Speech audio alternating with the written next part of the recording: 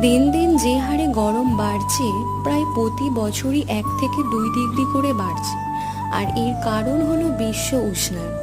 এর জন্য দায়ী আমরা যে হারে গাছ কাটি সেই পরিমাণ গাছ বসাই না। তাই আমাদের প্রত্যেকেরই উচিত বেশি করে গাছ লাগানো। ঘরে ফ্যানের তলায় বসে থাকলেও ঘেমে নিয়ে একাকার, আর বাইরে তো কোনো কথাই নেই। এর থেকে বাঁচবার একটাই উপায়, মাসে অন্তত একটি হলেও গাছ বসানো। আজ আমি তোমাদের সাথে শেয়ার করব এই গরমে আমরা কিভাবে ঘরোয়া পদ্ধতিতে গাছকে সুস্থ ও ভালো রাখবো। ফার্স্ট হচ্ছে, আমাদের যেমন উচিত গরমে বেশি বেশি করে জল খাওয়া, তেমনই গাছেদের দিনে 2বার করে জল দিতে হবে। প্রথমত সকালে একবার আর বিকেলে একবার।